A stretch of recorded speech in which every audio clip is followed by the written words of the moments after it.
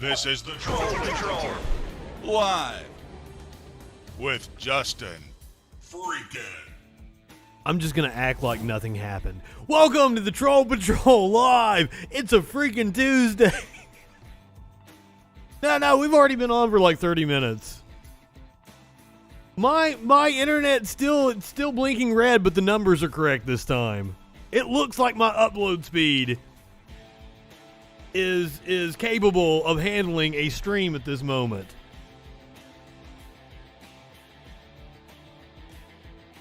I try to never be late. You guys know me. All right, we discussed climate change in the IPCC's report. We listened to Bernie Sanders run down the Republicans on dragging their feet about climate change. Yes, I talked about how the hurricane's probably going to... It might be a hurricane. We don't know yet. We don't know if it's going to be a hurricane. It looks like it probably will get up to hurricane strength. But as of right now, it's still a tropical storm. It's gonna hit Florida by like Friday or something. I don't know the exact path. I think it's going to hit me by the weekend. The wildfire is still raging in California. We watched Governor Andrew Cuomo say that he is resigning. I don't think he said it in the clip that we watched, but it's going to be effective in 14 days. So we've still got 2 weeks of the motherfucker to put up with before he's actually out. We listened to the accuser that came forward, the executive assistant in his office,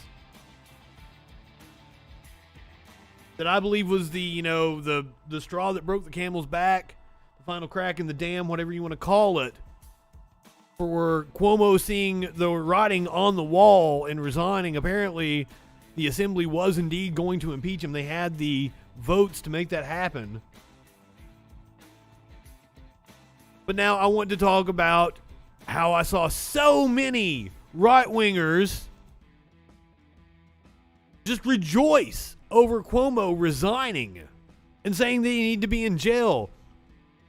Now, I'm happy about Cuomo resigning, but if you're going to be intellectually consistent, you need to call on Matt Gaetz to resign. I'm talking to you, right-wingers, specifically. You, not me. I'm over here calling on Matt Gaetz to resign, Jim Jordan to resign, fucking Trump. Trump was way worse than Cuomo. Trump raped a child. Now, right-wingers say, well, it was false accusations against Trump. Bullshit. He admitted to sexually assaulting women on video. He admitted that he was friends with Jeffrey Epstein, and they both like young girls. On video. It's on video.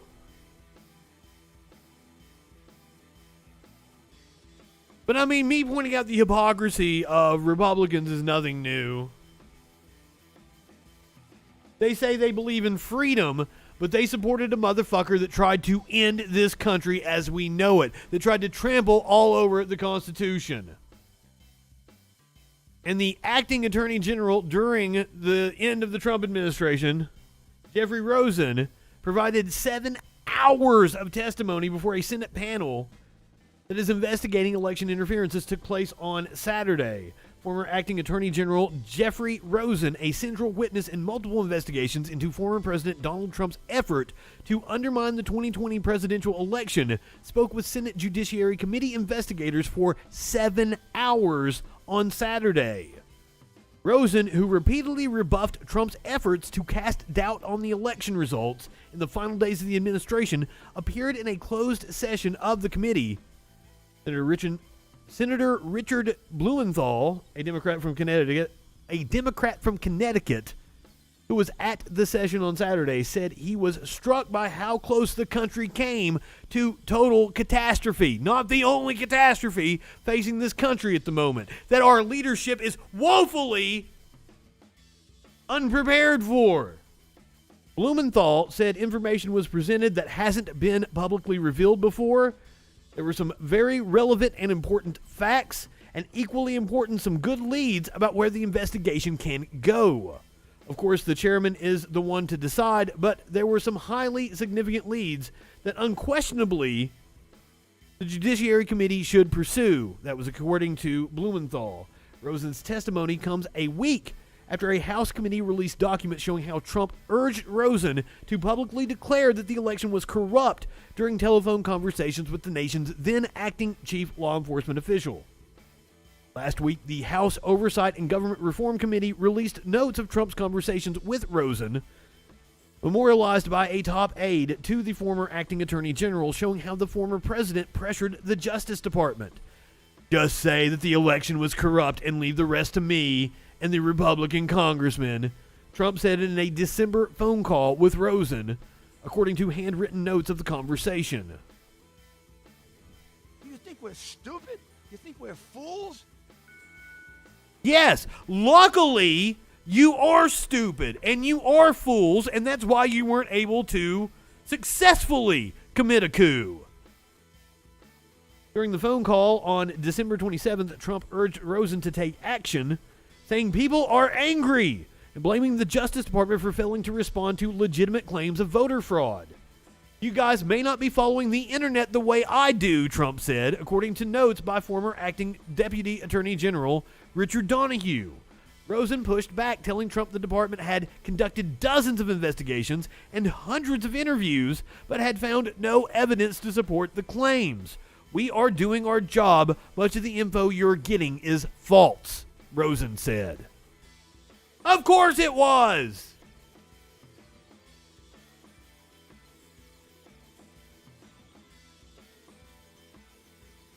Senator Durbin was on with MSNBC. From Dick Rosenthal to Dick Durbin. Details about the former president's attempt to overturn the 2020 election result, thanks to testimony from his former acting attorney general, Jeffrey Rosen. Rosen told the Senate Judiciary Committee over the weekend about efforts by his own deputy to enlist the DOJ in sowing doubt about the election results. Our next guest sat through Mr. Rosen's testimony and concluded that Trump's post-election efforts were, quote, leading up to a coup. Joining us now, the chairman of the I think it was an attempted coup, Senator from not Illinois. leading up to a Thank you so much coup. for making some time for us, sir. It's good to be with you. I wonder if you can elaborate. I saw your interview with my friend Dana Bash, and you know, we cover coup attempts in countries like Turkey. Would you describe it as a coup attempt? Well, it's its own version, and I would say just look at the progression of events. First, the onslaught of law. God damn it! Democrats are so horrible with messaging. Oh no, hold on, let me create all kinds of caveats and nuance, which there may exist, but we're fighting an information war with completely disingenuous assholes.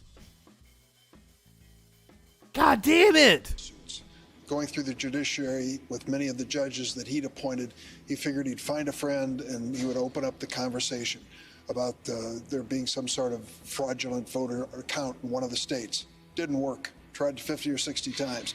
Then he went to the Department of Justice and he decided he would manipulate the Attorney General into really initiating an investigation into particular states. Jeffrey Rosen, I want to say in a positive reference to him, voluntarily came before our committee, was interviewed for 7 hours, and told us a lot of the story of what happened in that period of time. And I want to say, even though we were skeptical of Mr. Rosen going in, he stood his ground, and I'm glad he did. It was very important for our country. And then came finally January 6th, and we know what happened then. He turned the mob loose on the United States Capitol in an effort to subvert the constitutional process. So we shouldn't dismiss this as just a bad day for Donald Trump. It was a conscious, planned strategy that did not work, thank goodness. And the Constitution held, and we finally have the new president. He was just throwing everything he could. Senator, why do you think Mr. Rosen voluntarily provided you with 7 hours of testimony? I am convinced that the reason why he wanted to pull all of our military out, that came out after he left office, that he wanted to pull all of our military out. I'm convinced that he thought he was going to use the military against us. Because on the face of it, I'm for that. But when Trump is doing it, you've got to wonder, what is the motivation? Money testimony and didn't do so when the country went through a second impeachment trial. And that is why there was like 300 or 400 something generals that signed on to a letter talking about how that the military couldn't be used on U.S. soil. I can't explain his motive or his decision in an earlier proceeding, but he could not have been more cooperative. He came to us voluntarily. There was no subpoena involved. Once the Attorney General made it clear that they were not going to assert any privilege in his testimony, he knew that he was not being held back, and he volunteered. And I think he was very cooperative from my point of view, start to finish. Do you think, I mean, it sounds like he was happy to be there and very forthcoming. Do you think there was a threat that he faced? I mean, why do you think he didn't? I mean, you were a juror twice. The second time, it was a bipartisan impeachment vote, a bipartisan conviction vote. Do you think someone like him offering 7 hours of testimony to the United States Senate might have made a difference in terms of whether the ex-president was convicted the second time? I'm not No. sure, because that really focused on the No, it didn't matter. It did not matter to those fucks. events of January 6th. And I thought they were so convincing, and even 6 or 7 Republicans agreed on the final vote. But what Mr. Rosen had to tell us preceded that event. It was the last week in December and the first week in January when the president was making his full play and threat to Mr. Rosen that we discussed in this investigation. Do you see them as connected, or does he see them connected to January 6th? I do, in terms of President Trump. I mean, he was trying every trick in the book. First the courts, then the attorney general, and then the mob. I don't know what else he would have tried at that point, but he was trying everything he could think of. And Mr. Rosen fit into the second scenario where the president was virtually threatening to replace the attorney general if he didn't do his bidding.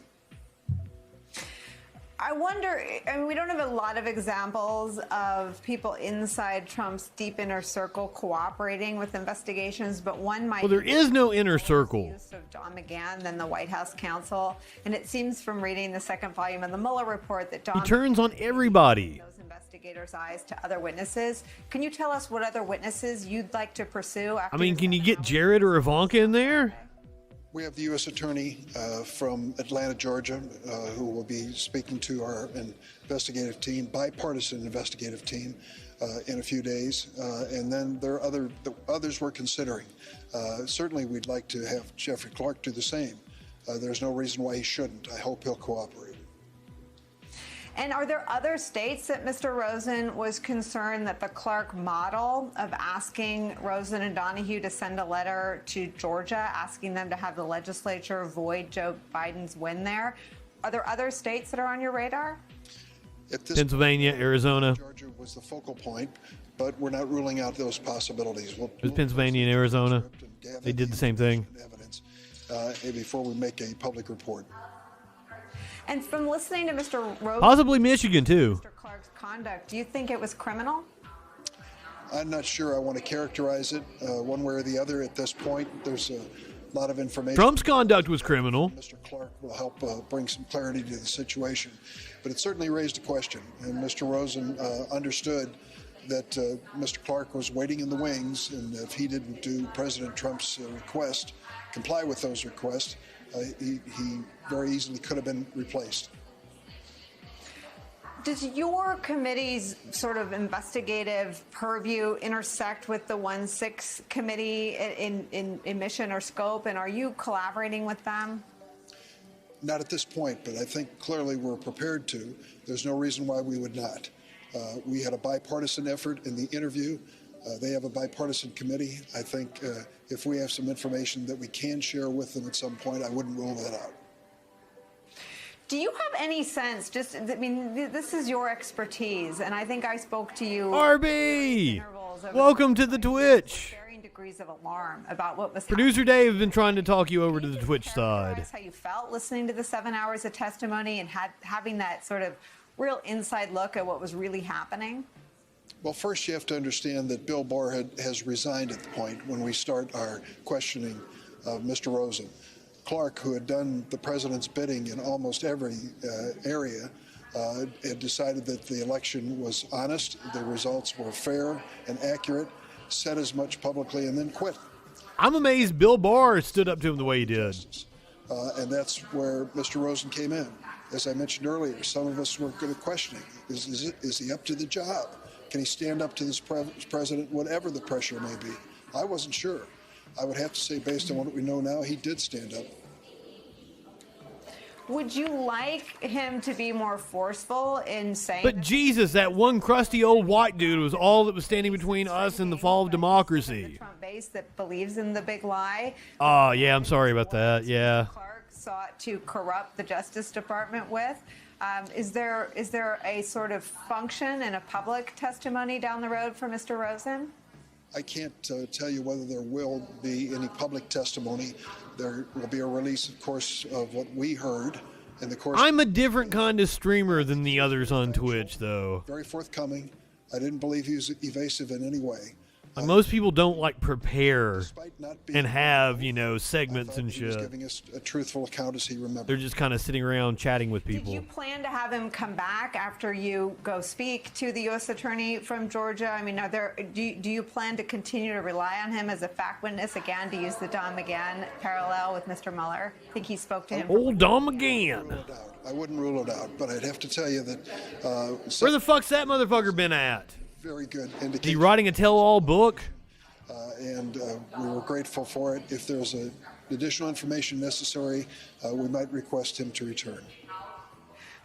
You've been so generous with your time. I just have a question for you about whether or not you asked him about the reference in Mr. Donahue's notes about Donald Trump saying, "I'll take care of the rest after you declare the election corrupt, along with my R accomplices." Do you know who the R members of Congress are? Did you ask him? I wasn't there for that particular... I can name you a few of them. can't give you a good response. I can. So that there were Republicans who knew about Jordan, McCarthy, Gates. I don't know that. I would just have to tell you that there are aspects of the interview. I was out of the room some of the time and back in other parts of the Crenshaw, Cawthorn, Every question was Boebert, answered, Green. but the 7 hours were carefully monitored by staff, Democrat and Republican staff. We're going through reviewing the transcript at this point. She's kind of blurry. Look how, like, Durbin's shot is way clearer than hers. I don't know. Like, I wonder if you think I'm thinking she's at home on a green screen. And Durbin actually has, like, a professional TV camera in front of him. Because this is weird to me. You see this a lot through the pandemic era. I think she's zooming from her house. Congress should and will get to the bottom of who at least Trump was referring to when he told Mr. Rosen and Mr. Donahue that if they could leave... Or maybe it's just like... Because I've noticed it a lot on the Mehdi Hassan show. The Mehdi Hassan always looks fucking blurry. And like, maybe it's just the MSNBC studios. they would deal with the rest of it. Is that of interest to you? And Of course is that it something is. you'd like to get? Okay. I can guess who is. But I mean, my camera's like $50. I'm clearer than she Who is. they are today, and there are quite a few of them. Let's be very honest about Yes. that. Some of them were outspoken. One or two appeared before the rally that he held on. Oh yeah, Mo Brooks. To assault the Capitol. Add him to the list. To identify his loyalists, they were pretty proud of that label. And still are. Yeah. Not hard to identify them. You to spend some. Very good point, Dick Durbin. Now, a federal judge is questioning the limit put on restitution. Federal judge asked prosecutors Monday to explain why restitution in Capitol riot cases was limited to $1.5 million for repairs to the building when the total cost to taxpayers was $500 million per Politico. D.C. Chief U.S. District Judge Beryl Howell's comments come about 2 weeks after she questioned whether it's appropriate for prosecutors to offer defendants misdemeanor plea deals in cases that saw insurrectionists terrorizing members of Congress. Let that sink in. We have a judge who are not known to be the most liberal people questioning the Biden DOJ's prosecution of Capitol insurrectionists. Oh, I'll give you that. Well, that was Savannah Guthrie, right? Like, yes, Savannah Guthrie is way better looking than I am. But I am crystal clear, and she was blurry. Howell made the comments about costs during the plea hearing of Glenn West Lee Crow, 46 of Colorado Springs, who pleaded guilty to pandering, demonstrating, or picketing in a Capitol building after attending a pro-Trump rally.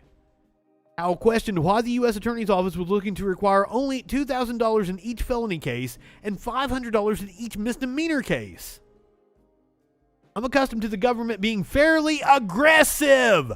Fairly aggressive. Yes, I've covered courts for years. I have watched prosecutors come heavy-handed on fucking everybody because you're wanting to get them to plead out to lesser charges.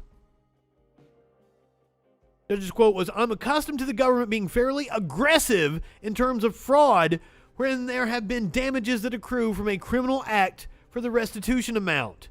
Where we have Congress acting appropriately all this money due directly to the events of January 6th, I have found the damage amounts of less than $1.5 million when all of us American taxpayers are about to foot the bill for close to $500 million. It's a little bit surprising. Yes, it is. Where's all the law and order people? Prosecutor Clayton O'Connor told the judge he'd be happy to get her the answer to her cost question. Congress last month passed a $2.1 billion capital security bill to help cover the cost incurred during the deadly insurrection. This included $70 million for the Capitol Police response to the attack and $521 million to reimburse the National Guard for deploying guards to help with security efforts on January 6th. The judge was being conservative. They owe us at least $600 million. Prosecutors announced riot damage estimate of approximately $1,495,326.55. Why is it so specific? Why didn't you say just 1.5 million? Why was it $1,495,326.55? While it was unclear how it arrived at this figure, it seemed to be related to damages such as broken windows, according to the Washington Post, and you gotta replace the door. Yeah, they stole a door. Also costs going into cleaning the shit off the walls. Fuck yeah, door. I was hoping somebody'd do that. Meanwhile, Trump has been throwing a hissy fit today, ripping McConnell as overrated. I don't know what that means. I mean, I agree McConnell is a piece of shit. Overrated, he is an effective politician, so I wouldn't call him overrated. Trump rips McConnell as overrated ahead of infrastructure bill's passage. Where President Trump on Tuesday slammed Senate Minority Leader Mitch McConnell as overrated due to his support of the bipartisan infrastructure package the upper chamber is poised to pass. Did pass. We're going to talk about that here in a second. Nobody will ever understand why Mitch McConnell allowed this non-infrastructure bill to be passed. He has given up on all the leverage for the big whopper of a bill that will follow. I have quietly said for years that Mitch McConnell is the most overrated man in politics. Now I don't have to be quiet anymore. When was Trump ever quiet?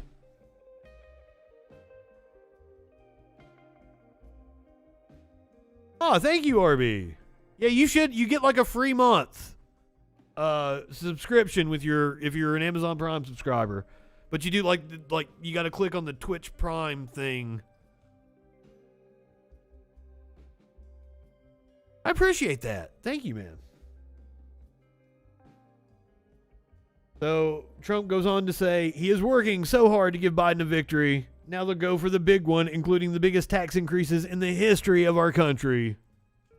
Fiery comments from the former president come hours before the Senate is set to vote on and likely pass the $1.2 trillion bipartisan infrastructure package, accumulating months of negotiations between lawmakers in both parties and the White House.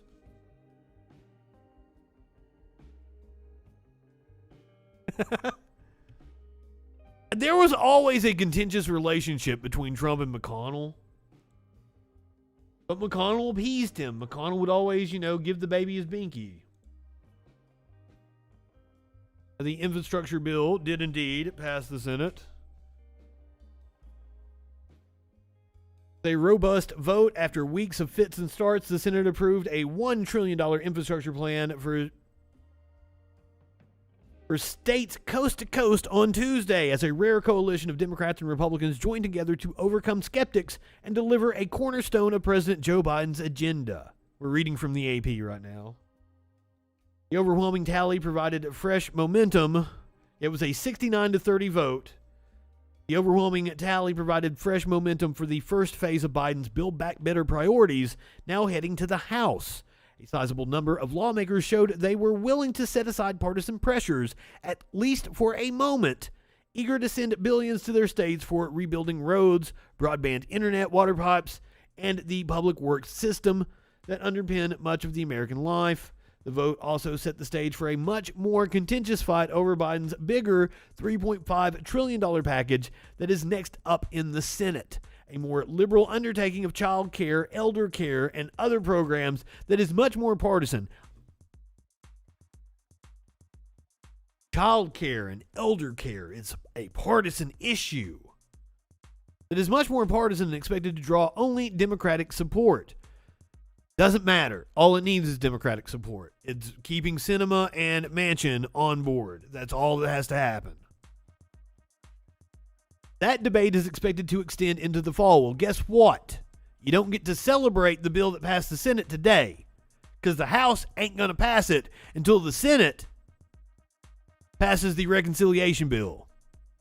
We hope. We're going to see if they call the progressives bluff, and we're going to see what the progressives do. The Progressive Caucus has said they will not vote for the bipartisan bill unless the Senate votes for the reconciliation bill. So that's the showdown we have coming up. Bernie Sanders seems incredibly confident. Remember, he came out, he is the budget committee chairman.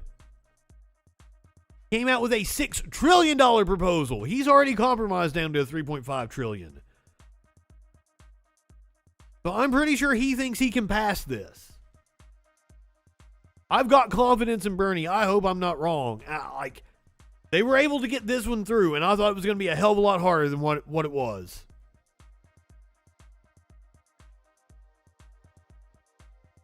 I don't know what he's doing down there. I saw a loaf next to me, and I didn't know what was going on.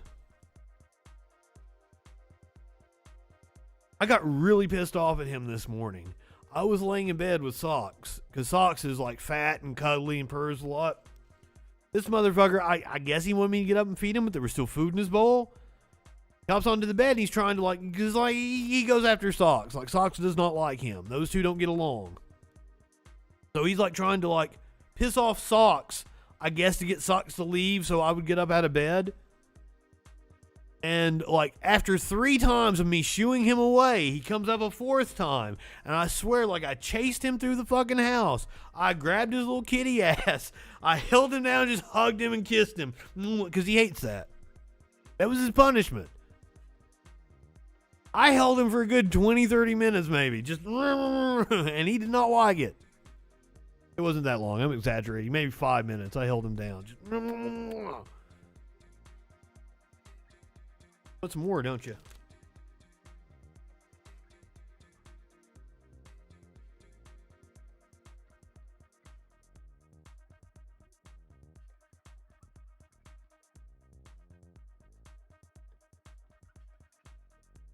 I did not catch the cat. The cat was faster than I was. He's back! This damn cat.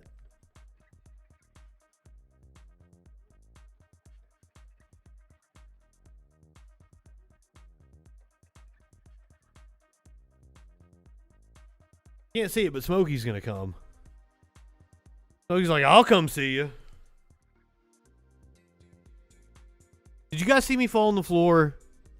That's kind of embarrassing. But also, I'm sure it was hilarious. I'm probably going to cut it. Put it up on the YouTube. I tripped over my headphones, and now they're fucked up. I've got a short in them. I might have to cut off the tip and re-terminate it. There we go. No, what?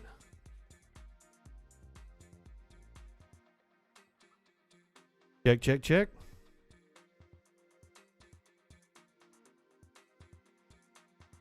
Check, check, check, check. There we go. God damn it. It's all your fault, dude.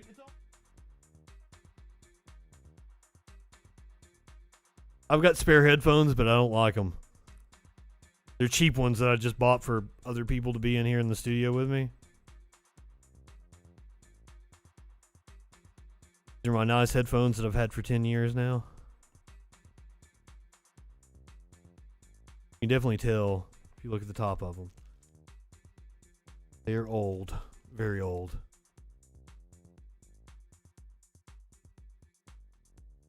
This whole show has been a shit show. God damn it!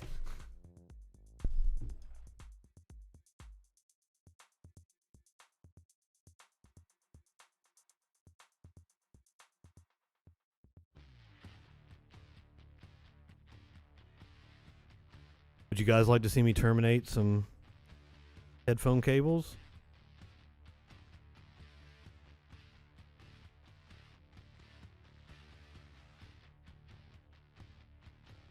Well, I can't make my headphones work, dude. Oh, there we go. Finally. I'm sorry, RB. I'm a little confused by Twitch myself. I'm a relatively new Twitch user.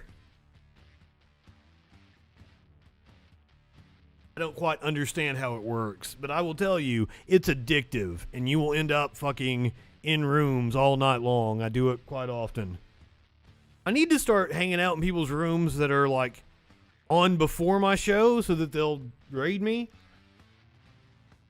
That would be the smart move.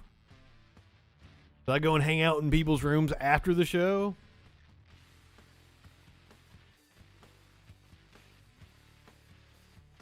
Awesome. Thank you, RB. You rock. FREAKIN, welcome. Did you see me fall on the floor a second ago? Chased after a cat and I fell flat on my face and I fucked up my headphones. This is after we've had internet issues. It's been a crazy ass show. We're still trucking, goddammit. With the Republicans in lockstep against the next big package, many of them reached for the current compromise with the White House because they, too, wanted to show that they could deliver and the government could function. Today's kind of a good news, bad news day, said Senator Lisa Murkowski of Alaska, one of the negotiators. The good news is that today we really did something historic in the United States Senate. We moved out of an infrastructure package, something that we have talked about doing for years. The bad news, she said, is what's coming next. That's weird. She would talk about what's coming next, the reconciliation package, as being a bad thing. I mean, all with replaceable cable, like the cables that plug in. I mean, I've got my workbench over there. I've got some helping hands and shit. I can terminate a cable pretty easily. Democrats leave out debt ceiling hike from budget for the $3.5 trillion spending plan. I think that's on purpose. Senate Democrats on Monday unveiled a budget blueprint that paves the way for a massive spending plan they want to pass without GOP support. The budget resolution, which includes instructions for how to draft the $3.5 trillion bill, does not include an increase to the debt ceiling. Who cares? Democrats can pass the budget resolution and the spending plan on their own if all 50 of their members stay unified. Democrats want to pass the budget resolution this week after the Senate wraps up its work on a roughly $1 trillion bipartisan infrastructure package. Senate committees will then have until mid-September to write their parts of the $3.5 trillion bill in what is expected to be a weeks-long haggling session to try to lock down support from all 50 Democrats. Senate Majority Leader Charles Schumer, old Chucky boy, said in a letter to his caucus that the budget resolution was a starting point for the negotiations among Democrats over the spending package. No! Bernie's $6 trillion proposal was the starting point. Please remember that the resolution only includes top-line reconciliation instructions to the committees, and that every senator will have opportunities to shape and influence the final reconciliation bill after adoption of the budget resolution. He added that the budget resolution provides a target date of September 15th to the committees to submit their reconciliation legislation. We will work towards that goal and meet as a caucus during the week of the 15th to review the bill. Okay, so that answers my question. The House isn't coming back into session until September. I was wondering, are they going to come back in and take up the bipartisan bill that was passed by the Senate today? No. Okay, then. Budget resolution includes instructions for 12 Senate committees to have a hand in drafting the $3.5 trillion spending plan. Also greenlights Democrats to include a slew of major priorities in their spending package later this fall, including universal pre-K, expanding Medicare, providing lawful permanent status for qualified immigrants, and clean energy technology. So, the good shit. The details of the spending plan are expected to go through weeks of intense negotiations among Democrats as Schumer tries to lock down support from every member of the caucus. Both Sinema and Manchin have raised concerns about the price tag, but any attempt to go smaller would likely spark fierce pushback from progressives in both chambers. Senator Bernie Sanders, the Budget Committee chairman, touted the budget resolution as setting up the most consequential piece of legislation since FDR and the New Deal of the 1930s. Now, that's a low bar. Congress ain't done much since then. But man, is this bill, the reconciliation one, sending right-wingers into a tizzy. Let's hear from Louisiana Senator Old Lady Kennedy. Old Lady Kennedy was on Fox News. Laura Ingraham. Oh shit, we don't have sound. Where's sound? Morning. It's Louisiana Senator John Kennedy, serves on the Senate Budget Committee, and he voted properly on this particular so-called infrastructure bill. Senator, your message tonight to your 18 or so colleagues who took this path to help Biden, threw him a lifeline, and now we see what's going on, going to $3.5 trillion now. Her top is the same color as my, lighting back here. What's up with that? It's a hot fucking pink. Well, I can just share with you my perspective, Laura. Early on, I was a likely yes on this bill. I mean, who's not for infrastructures? I'm for children and prosperity, too. Bullshit. Bullshit. Bullshit. What are you doing about the fucking coronavirus in your state? This is being overrun by it right now, Senator. Pretty quickly that if you look up stupid stuff in the dictionary, you'll see a picture of Old Lady Kennedy. They told us it was a real infrastructure bill. It's not. Only 23% of the bill is real infrastructure. The rest is Green New Deal and welfare. They told us the bill was paid for. It isn't. We're going to have to borrow maybe up to $400 billion to pay for it. They told us there were no tax increases. There are. My state. Who told you that? Who told you that? In new taxes on our petrochemical industry. Good. They told us, as you pointed out, that the Democrats were really wary of this bill, and that it would, if we passed this bill, it would make it harder for them to pass their $5 trillion tax and spending binge reconciliation. No. Well, if that's true, how come every Democrat voted for this infrastructure bill? And finally, they told us that because you're lying. It's not going to add to inflation, but it will. No. What's causing the current inflation was the Trump administration's policy, those tax cuts. that you signed on to. You know, he goes on to Fox News and says these stupid quips about, oh, well, if you look up stupid stuff in the dictionary, you'll get a picture of this bill. You got to have fucking bumper sticker phrases you go on Laura Ingraham and say to your dumbass followers because you got no policy. This is Lieutenant Colonel Vindman talking with Brian Tyler Cohen on his podcast about the Republicans' lack of actual policy. You know, there's this mirage around policy disagreements and how the right Republican Party still kind of adheres to principled policy approaches. That is not true. Yeah. They do not have a policy. They literally do not have a policy platform going into 2020 elections. Yeah. Who's backing Trump and Trumpism? Yeah. So that is a red herring argument. That was literally what their policy platform from the RNC was in 2020. Support Trump. We support Trump. Literally. It's a culture war, and on one hand we have cowardly, un-American, duplicitous behavior. In the other hand, we have folks that are trying to do the right thing. And I'm not even talking about politics or political parties. I'm just talking about the human beings that are kind of exemplifying trying to do something good for this country and are being attacked. This symbol I wear on my shoulder, the American flag, it means something to me. It don't mean shit to me. One of the reasons I've been wearing this on every appearance I had pretty much is because I want to take this symbol back.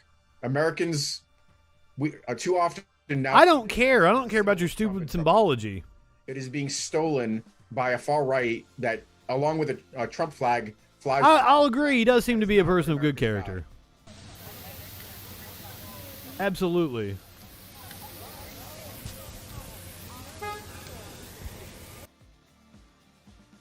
Facebook auto-playing some sort of protest. I'll have to check on that.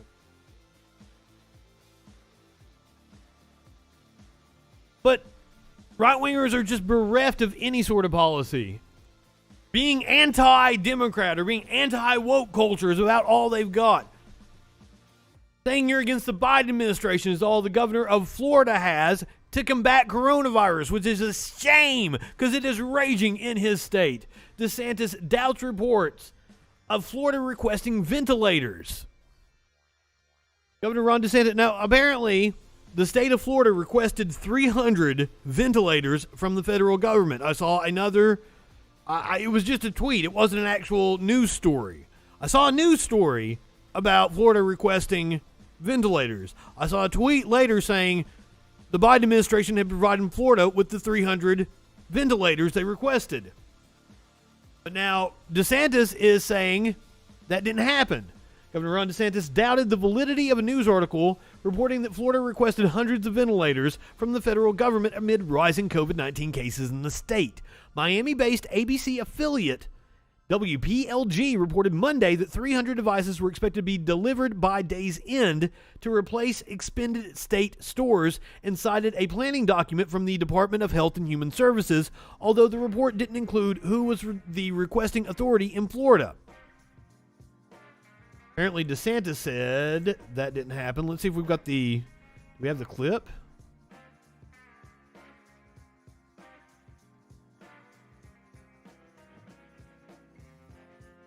What's the local news report here? Coronavirus cases keep climbing here in Florida. Hospitalizations also keep spiking with staff overwhelmed. Local 10 News reporter Madeline Wright is live at a testing site in Pembroke Pines with the latest. I wish they could feel shame.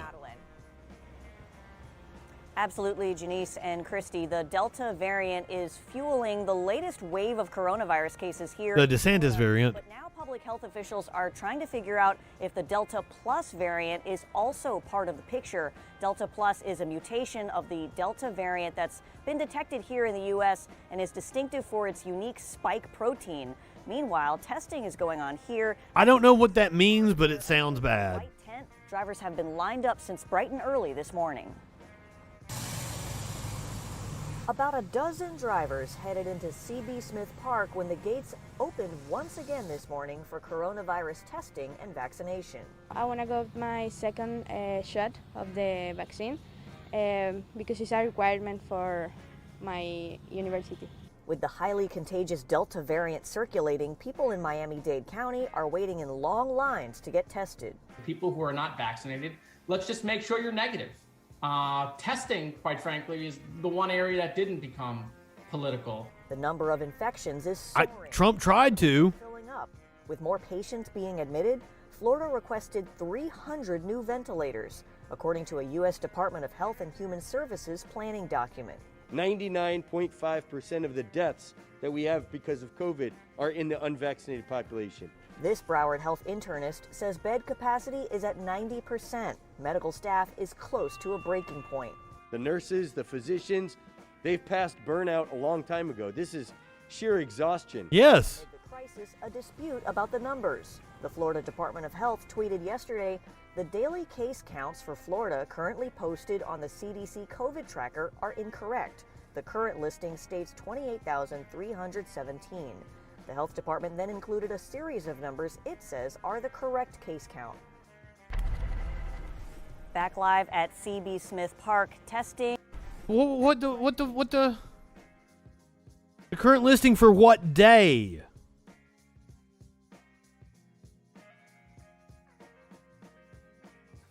It says the daily case counts for Florida currently posted. The current listing states 28,000 for what day?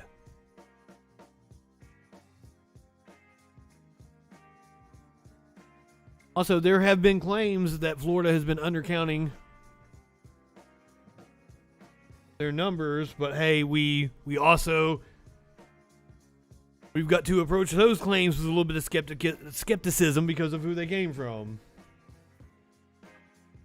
Over in Texas, San Antonio is suing Governor Greg Abbott. City of San Antonio is suing Texas Governor Greg Abbott over the governor's executive order barring local governments from imposing mask and vaccine mandates. San Antonio Mayor Ron Nierenberg said in a statement that the city is challenging the governor's authority to suspend local emergency orders during a crisis such as COVID-19. Ironically, the governor is taking a state law meant to facilitate local action during an emergency and using it to prohibit local response to the emergency that he himself declared. City of San Antonio and Bexar County filed the suit in Bexar County Court, asking for a temporary restraining order to prevent the enforcement of the order. If the court grants the order, the San Antonio-Bexar County Health Authority will issue an order requiring masks in public schools and requiring unvaccinated students who are determined to be in close contact with someone who tests positive for COVID-19 to quarantine. Yes, they're wanting to stop people from quarantining! I have friends that got a letter saying that their kids might have been exposed, but they are expected to still come to school unless they're feeling sick. Holy shit. Holy shit. We're fucked. We're fucked. We're fucked. We're fucked. Because as we talked about at the top of the show, we need drastic action on climate change yesterday. And we can't even get people to take a fucking virus seriously when there is story after story after story after story after story of people being in the fucking hospital like, I was wrong about vaccines. Get the shot, please, right before they fucking die.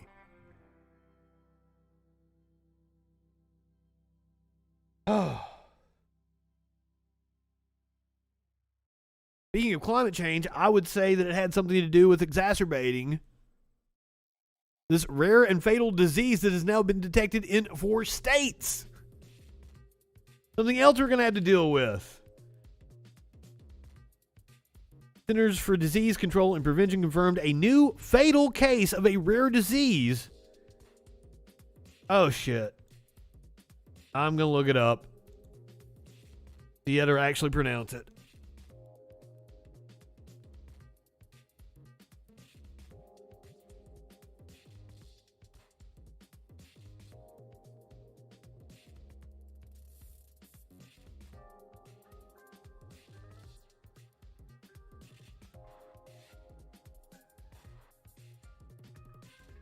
Melioidosis. Melioidosis? Melioidosis. Melioidosis. I'm assuming it's some kind of skin disease. Melioidosis. case in Georgia is linked to 3 previous cases in Kansas, Texas, and Minnesota. The cases have included adults and children, two of whom have died. CDC has collected and tested more than 100 samples from products, soil, and water in and around the patient's homes. No samples have yet been positive for the bacteria. I'm not looking that one up. Burkholderia salmonella, which causes melioidosis.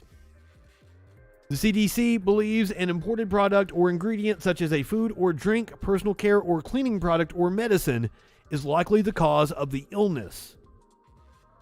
Health officials are being advised to watch out for acute bacterial infections that don't respond to antibiotics.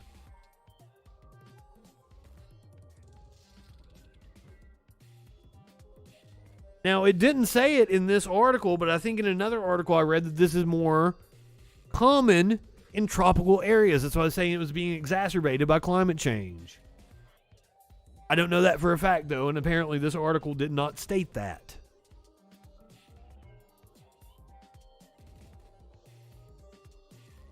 So my apologies if I'm wrong on that front. Meanwhile, talk about being exacerbated. Family Dollar store reopens after a "We All Quit" sign was posted on the door in Nebraska. Let's watch the local news report. Madison Pitch. A Family What's Dollar up, Madison? Lincoln is expected to close its doors for at least 24 hours. Former employees say the last of them quit today, but the store could reopen soon. 1011 Now's Jared Austin has this story. The orange signs have changed quite a bit in the last few hours today. As you can see now, the store says it's just temporarily closed and will be back open on August 9th. But earlier today, employees put up a sign saying that they all quit and they were sorry for the inconvenience. Today was the last day for the 2 employees remaining at the Family Dollar off of Layton Avenue. She was ready to quit, so I was just like, this isn't happening anymore. I'm done with it. Like, this isn't fair to anybody. Former employees made the call today and decided to put a note on the door telling customers they were closed because everyone quit. This comes around 4 days after the store manager quit as well. I felt so bad. I loved all the regular customers that I had all the time. No, don't feel bad. Not your fault. You didn't do anything. Not your fault. Don't feel bad. It is Family Dollar's fucking fault that the customers were inconvenienced, not yours. I don't know. I felt really bad. She says the store made her work over 8 hours most days while making $10 an hour as a cashier and $13 an hour as an assistant. 11 hours a day is a lot on a person. I have 2 young children, and I barely got to see them. During her time at the Family Dollar, she says they were at full staff with 5 employees on the payroll. Since more people started quitting, they began... Love her Patrick tattoo. Instead of being open 9 to 9, they were open 9 to 7. We got employees hired, they went through the onboarding process, they worked for us 2 days, quit. They'd be done. So it was just a never-ending cycle of fuck that. And them quitting, and then we wouldn't have anybody anymore. Not only were work days longer, but she says the employees were treated unfairly. According to the sign outside the door, they are expected to be back open tomorrow morning. Reporting in North Lincoln. That was yesterday. Now. Thank you, Jim. I hope they didn't open back up. Fuck your Family Dollar.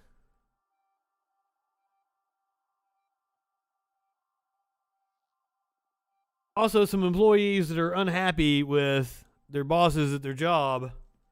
Chicago police officers. I want to do some content warning on this one because we do have video of the officer getting shot. I do not know any of the details. I know right-wing media has gone nuts over this story. After 2 Chicago officers shot, cops shun Lightfoot at hospital visit as morale sinks to an all-time low. A group of Chicago police officers turned their back on Mayor Lori Lightfoot when she visited their wounded colleagues at the hospital Saturday night, reflecting the high emotions around policing in the city after 2 officers were shot on the south side. Lightfoot visited the University of Chicago Medical Center late Saturday after 2 police officers were shot in West Englewood. One of them, 29-year-old Ella French, later died while the other remains hospitalized. A source with knowledge of the incident said Lightfoot was scalded while at the hospital by the father of the second officer who got shot. Lightfoot stood there and listened, according to the source. Afterward, Lightfoot tried to approach a few dozen cops who walked away from her and kept their backs turned, the source said. The mayor then walked away. Lightfoot's office released a statement Monday addressing the incident at the hospital by saying she was present at the emergency department to offer support and condolences to the families involved and the hundreds of line officers and exempts who were there, which she did.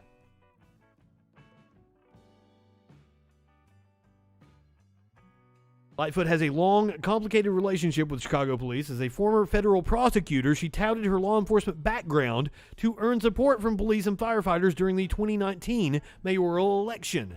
But she has also worked for police reforms, heading the Police Accountability Task Force created by Mayor Rahm Emanuel following the release of video in the police murder of Laquan McDonald and recommending major changes. She wanted you to follow the law and you got a problem with it. Wow, I'm amazed. Although Lightfoot's encounter with police officers at the hospital is noteworthy, it isn't the first time a big city mayor has been greeted that way by cops. Several New York City police officers turned their backs on Mayor Bill de Blasio when he delivered a eulogy for NYPD officer Sotis Familia, who was shot and killed in 2017. Other officers also turned their backs on de Blasio in 2014 following the deaths of NYPD officers Rafael Ramos and Wenjian Liu. Still, others said the incident at the UFC Medical Center reflects frustrations by Chicago cops and city leaders. Frustrations by Chicago cops that city leaders don't provide enough support to officers. I'm sorry, cops. What do you expect Lightfoot to do? Sit in the cruiser with you and give you a handy? What the fuck do you want?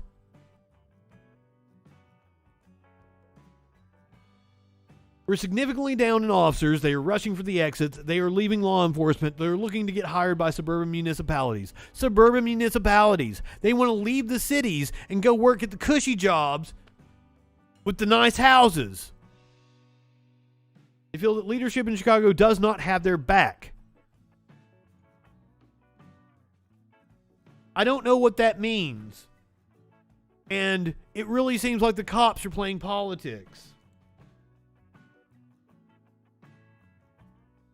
Let's actually check out the shooting. The body cam footage was released yesterday or today. Brainless video shows traffic stop before fatal shooting.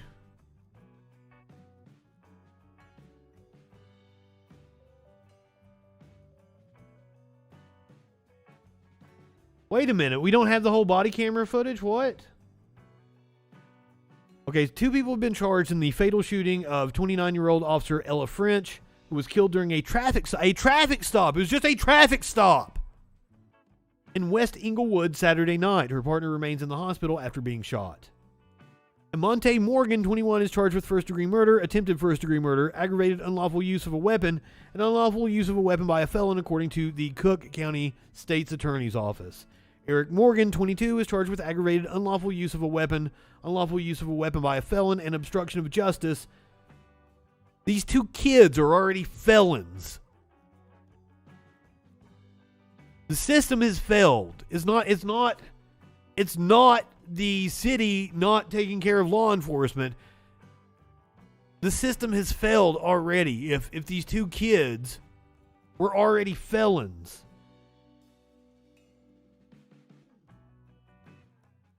Safety team that officer. Okay, let's see if we have. It says it's only acquired a frame of the body camera footage. I thought we had the actual footage. I'm sorry if we don't, but content warning nevertheless. Were part of had stopped a car on a public street, and so body cams were rolling.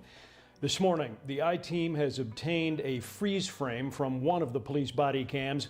What is seen here is the front seat of the suspect car. We aren't showing the woman in the passenger seat as she hasn't been charged. The driver seen here, Eric Morgan, according to prosecutors, has been charged with felony gun violations and obstruction of justice. And that is Officer Ella French with the flashlight shining through the driver's side window, according to a law enforcement official who provided us with this photo. Investigators now say French was killed by shots fired from the back seat, allegedly fired by Morgan's brother, Amante, who is now charged with first-degree murder. The Special South and West Side Police Unit, comprised of 2 separate groups, goes by the benign-sounding name Community Safety Team. On Saturday night, neither the team nor the community were safe when an expired license plate traffic stop turned into a gun battle. No reason to fucking stop them. Police officers in a CPD vehicle here, all of them assigned to the... So, like the motherfucker that called in was arguing with me about cops the other day. Like, if you actually believe that, it's just a few bad apples, and that's the problem with policing in the country, then you shouldn't have any problems with the reforms I want to propose. First of all, I don't think there should be routine traffic stops. I think you should take a picture of the license plate if you think there's something wrong, and you send a ticket. Cut down on these kinds of interactions now, wouldn't it? The community safety team when they stopped a vehicle near West 63rd Street and South Bell Avenue. That's when investigators say the gunfire started. Stopping suspicious vehicles or known stolen vehicles have been primary tools of the community safety team since it was formed by Superintendent David Brown a little more than 1 year ago. And it consists of almost 300 officers, combined with Summer Mobile, for a total of almost 500 plus officers. Well, it seems like more cops isn't doing anything then, does it? Several factors. One, requests from district commanders or area deputies, community input, and crime data. By last Saturday night, that community unit had grown larger by the hundreds, with most officers assigned by what's called reverse seniority, not veteran tactical officers, as were assigned to similar units the past 40 years. Current and former police officials tell the I-Team that officers drafted to the new community safety squad are generally younger, less experienced, and may be less likely to have their weapons at the ready in critical situations. Superintendent Brown asked about that late yesterday. One person did this, not reverse seniority, not any other reasons that this person killed her and tried to kill other officers. And I won't entertain finger pointing at anyone or anything else. They need to be fully held accountable for her murder. Since the 1970s, Chicago police superintendents have rebranded these programs as various concoctions, special, targeted, mobile, and... I like this dude. All tweaked in different ways with the fingerprints of the new boss. This morning, law enforcement observers tell the I-Team that the real measure of how well any program is managed is what police call... But now, while we're talking about branding, like fucking your I-Team is just your normal goddamn reporters, and it's something ABC affiliates have like copyright on because the ABC affiliate I worked for had an I-Team. What the fuck is an I-Team? Like you were mocking their CRT response, whatever the fuck it was, and you're like, oh, our I-Team investigative to blah blah blah. God damn. Span of control. That is the number of supervisors there are per officer. Ideal said to be one sergeant for every 8 or 10 police officers. Police sources say the current community safety team falls well short of that mark. CST, not CRT. Not the critical race theory, but we're going to talk about that here in a little bit. Yes. I know, but it's just their other, like, it's not like they have some special investigators or some shit. They don't. It's the same fucking straight out of college reporters that are doing all the other stories. I promise you. I'm more of an I-Team than any of their fucking I-Teams. I'm surprised Apple hasn't sued them. All right, for this next story, I'm going to play a little piece of a song. I might get a fucking copyright. Matter of fact, I don't even know. Hold on. I might get a copyright over this. I don't care. I want to play this one little bit of a song. This is a song called Inner Voices by Aquafina. Good money management skills. I don't want to start a Roth IRA because I don't want to give my money to Bernie Madoff. Isn't Bernie Madoff dead? He's dead, right? Nah, that motherfucker not dead. He in jail getting booty rammed by the feds. So now, when I saw the story about Bernie Madoff's last days. I'm like, wait a minute. Bernie Madoff's dead? So I was like, nah, that motherfucker's not dead. You getting booty raped by the feds. Come on. But apparently he is indeed dead now. He died a few months ago. I was not aware of this.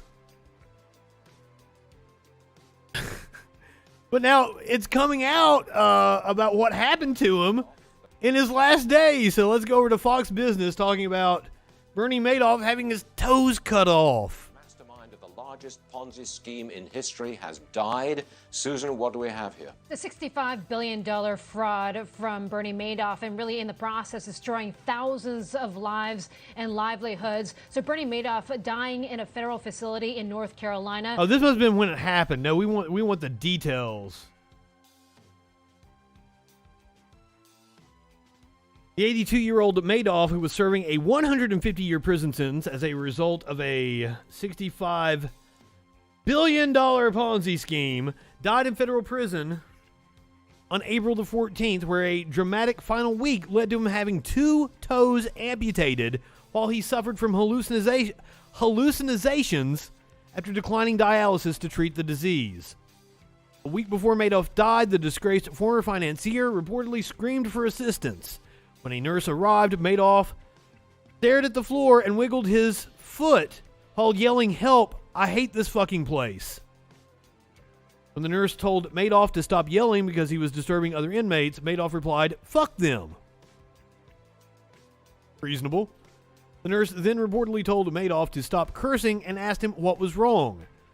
Gave them a pass, and no one is respecting me or doing anything. I can't believe they are doing this to me. An agitated Madoff replied, though he was too confused to explain to the nurse what the situation he was referencing.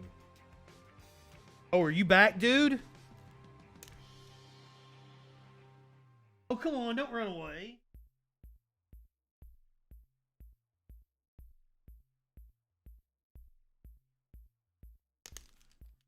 I tried. I couldn't grab him.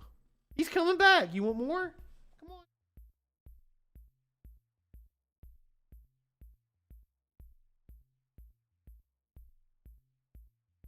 He wants to fuck with me, but he doesn't want me to fuck with him. So then Madoff stopped answering questions, instead burying his face in his hands. He's under me again, goddammit! This cat, I swear he's over there taunting me now.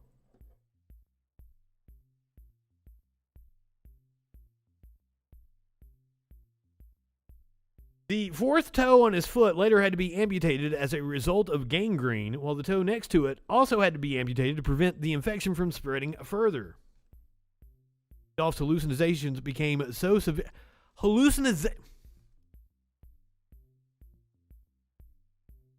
I fucking love tripping. Why am I having a hard time saying that? Madoff's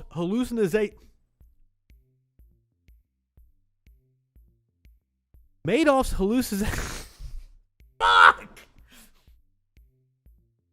Madoff's hallucination.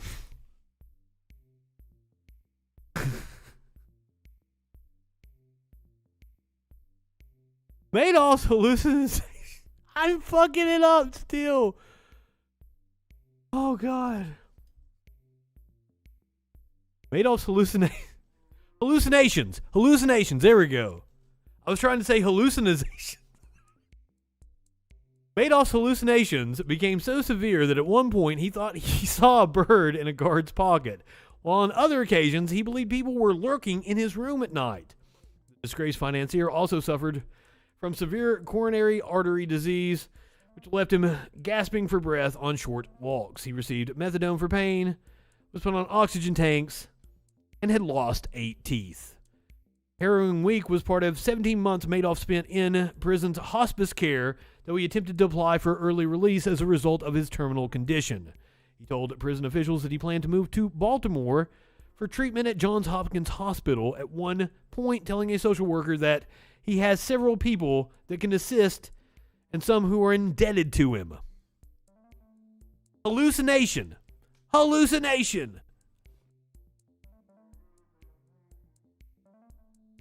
Thank you guys. You know who else is having hallucinations? The host over at Fox News. He hallucinated the author of Mein Kampf. Watch this motherfucker get confused. Check out his podcast, What the Hell is Going On with Critical Race Theory. It was very good, very informative. Thank you, Mark. Appreciate it. Thank you, Mark. On the Princeton point here, you and I have discussed it at the college level, this is fair game. Go ahead and do it, right? I mean, I remember 20 years old going to Trier, Germany, and trying to find the home of Karl Marx because, 1848, he wrote Mein Kampf. I want to know what it was all about. So that's part of the education in America.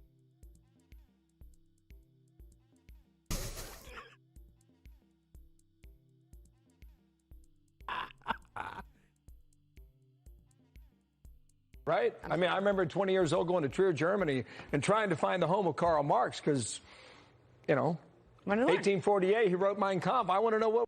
Do you mean Das Kapital? Do you mean the Communist Manifesto? Because it wasn't Mein Kampf.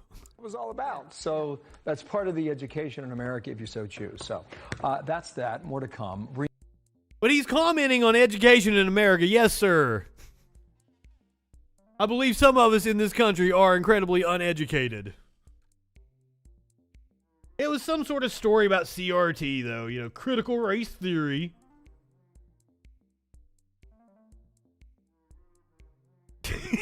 Yeah. Idiot. I'm surprised he actually did, state, in Marx's time frame was Das Kapital written in 1848.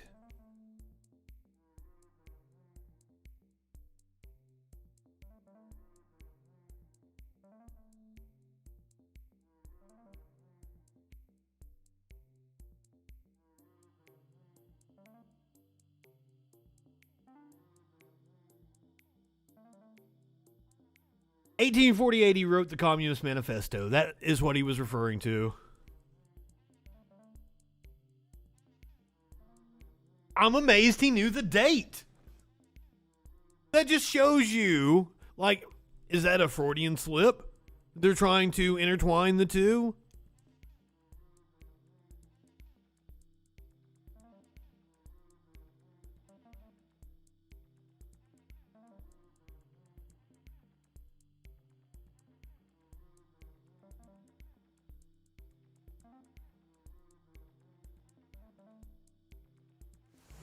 Right-wingers are morons.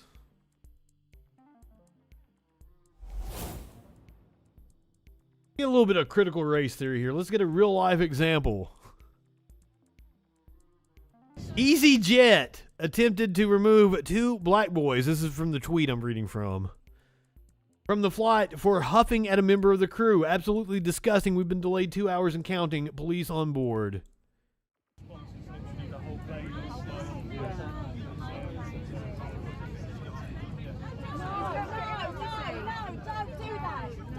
So mutiny on the plane. The plane is saying they're unfairly pulling them off the plane. So very short clip though.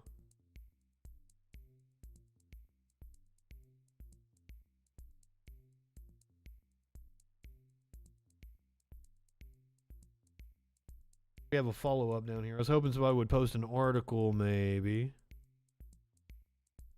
Happened a couple days ago. Surely somebody's wrote about it. I'll find out the details. I'll let you guys know. Yes, they are there to sow misinformation. But now, if you listen to a conservative tell it, they've been on defense. Now they need to go on offense against the cancel culture, against the culture wars. This looks like, Stuart Varney on Fox Business Channel. And I don't know who his guest is, who the guest is here. Space Force commander fired for condemning Marxism.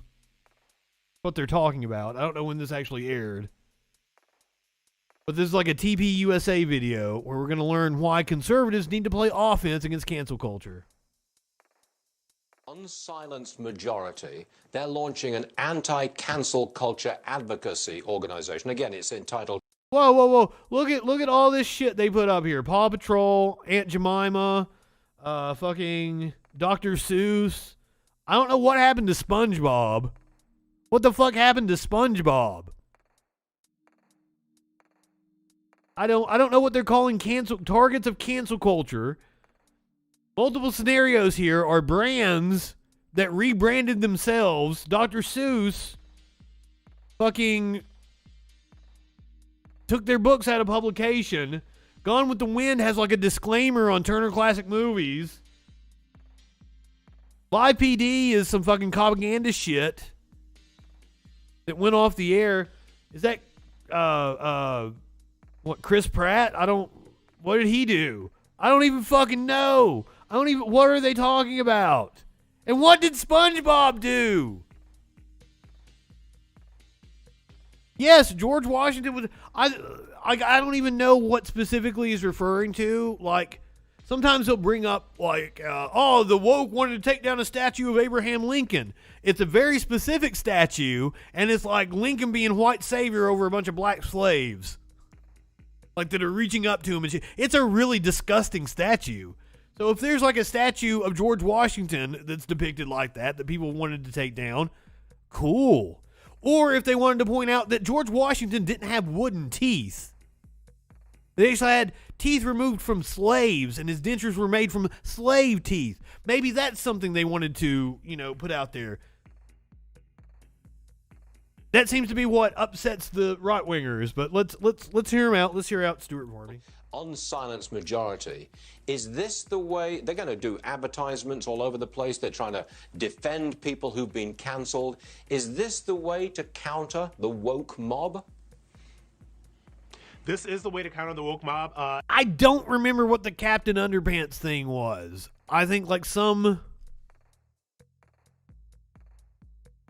Wasn't there a teacher that asked people to that asked children to describe their underwear or some shit, and that teacher got fired? I would think that would be I think that's what the Captain Underwear thing is about. Captain Underpants. There was like a teacher that asked children to describe their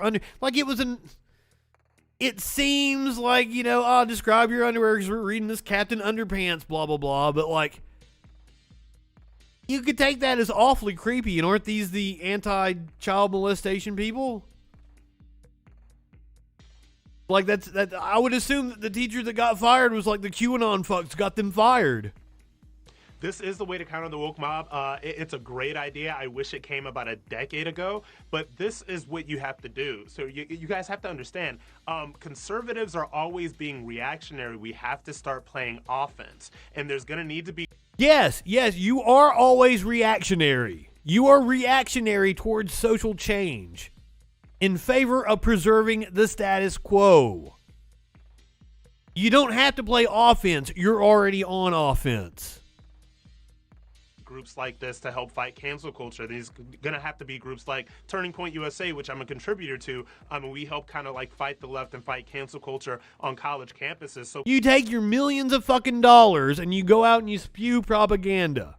Conservatives and people that have conservative-leaning values need to start standing up, need to start playing offense. Conservatives are morons. We're already starting at a deficit because the left has been going at this stuff for so long, but we need this group that you're speaking of. We need 10, 20, 50, 100 more groups just like them, because for every group like this, I'm telling you, that is fighting this battle on the conservative side, there are about 100 more that are fighting the same battle on the left. And you know what? They have Hollywood, they have journalists, they have the media, they have celebrities, they have entertainment, they have all of that stuff.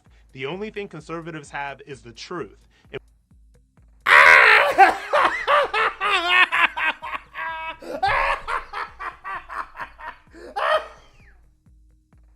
God damn. Sir, every boss that I've had throughout my 20-year media career has been a conservative. Every single one of them. And believe me, I've worked for many media entities. I've been fired numerous times. Every single boss I have ever had has been a conservative. Fuck you. And we need to start playing offense a lot more. God damn. Playing offense is all you fuckers do. You are defending the status quo. You have always been on the, yes, RB, conservatives are already offensive.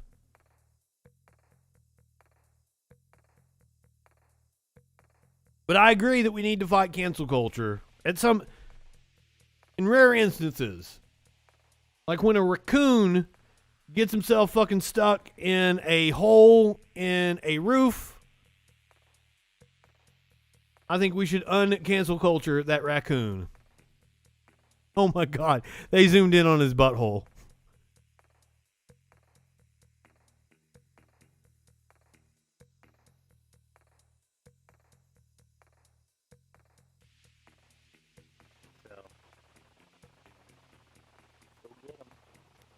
Yeah, go get the raccoon. This is what you call. Look, how does he get stuck like that? That's hilarious. His ass was too fat to go through the hole. What a cute little fucking raccoon. Oh my God. This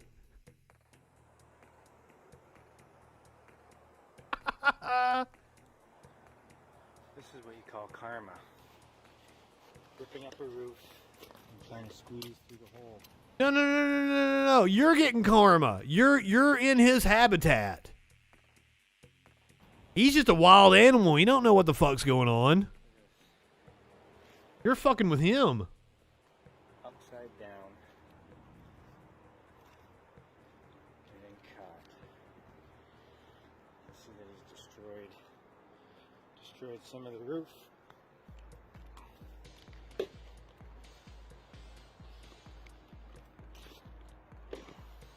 He did do a number on the roof. I'll give him that. Poor little dude is probably scared to death right now. Somebody's fucking with his legs.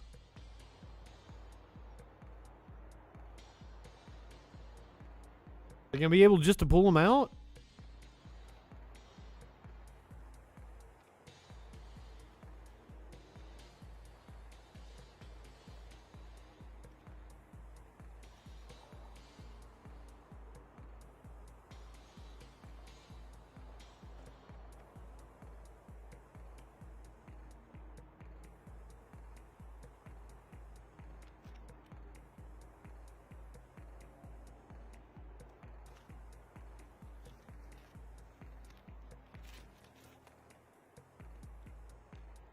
Oh, they're gonna have to pry the motherfucker.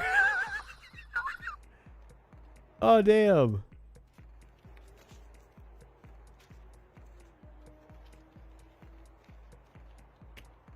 This is like when we watched that bobcat that got stuck the other day, and they tried to free it. Like, yeah, you don't want to be near it after you free it.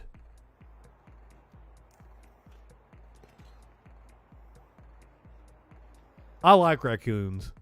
I think they're cute as fuck. Out he comes. Boom. Be nice to him. He freed you, dude. Chill. He ain't happy. Yeah, he looks scared as shit. Poor baby. Alright, so I just released him. Seems okay. Oh. His legs, but looks like it's coming back to him. Oh, he's having a hard time walking after he's upside down for that long. Look, that's my favorite shot. Like his ass, his legs straight up in the air. I love it. All right, if you're watching on Twitch, I was going to send you over to Riverboat Jack because it's been a while since I've rated her, but she is playing Dark Souls. So I'll send you guys over to Sonsol, who is actually talking about some politics.